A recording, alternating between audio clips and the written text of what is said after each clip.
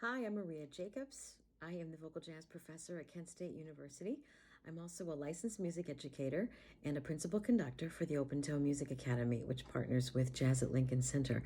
I'm also a recording artist, and I created this vocal jazz tutorial video series so that I could give jazz vocalists some basic fundamentals, which will get more advanced as the series continues.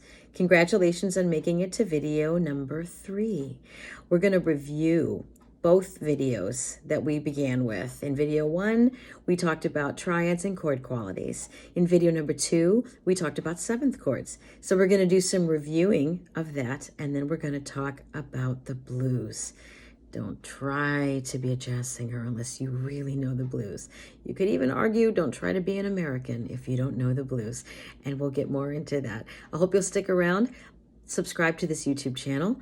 And you can contact me through my website, mariajacobs.com, if you're interested in more information or private lessons. Good luck.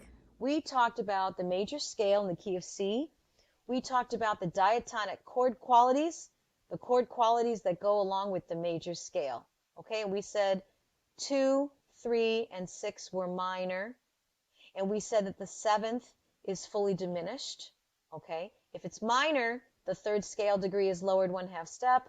If it's diminished, the 3rd and the 5th scale degree is lowered. They're both lowered 1/2 step. Good. So let's go back now. Let's talk a minute about the 1 chord, the 4 chord, and the 5 chord. Those are triads, which I heard a lot in rock and roll. Great. So let's talk a little bit about a blues progression. A blues progression, the basic 12-bar blues, right? The history of American music, where we're really rooted in. That's our American music. So if you want to talk about the blues, you're still talking 1, 4, 5.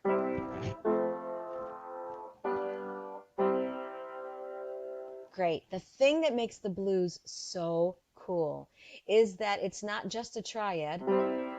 It also adds the 4th pitch, that dominant 7 chord. 7th scale degree, lowered 1/2 step. There's the blues, okay? I'm going to move it down to the key of B flat. My baby don't love me, treats me oh so mean. Listen to how cool that sounds. That's that blues modality. My baby don't love me, treats me oh so mean.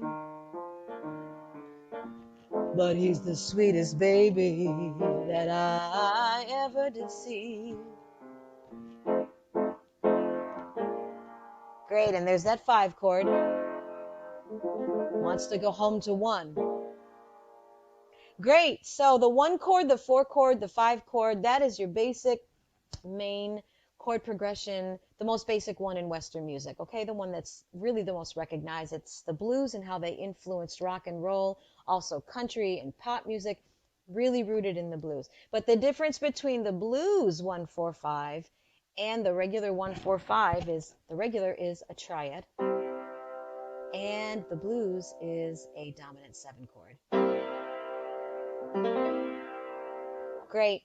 Okay, so we talked chord progressions with triads and we moved on to 7th chords, and we explained that those dominant 7th chords are what makes something the blues instead of a basic 1, 4, 5 that's used a lot in rock and roll. And there you go. There's your 7th chords, the dominant 7, root, 3rd, 5th, and the flat 7 or dominant 7.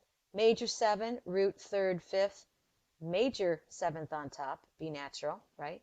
The minor 7th chord, the root, the minor 3rd, lowered 1/2 step, the 5th, and then there's that dominant 7 again. The fully diminished, the root, the lowered 3rd, the lowered 5th, and the 7th scale degree now lowered twice, 2 half steps.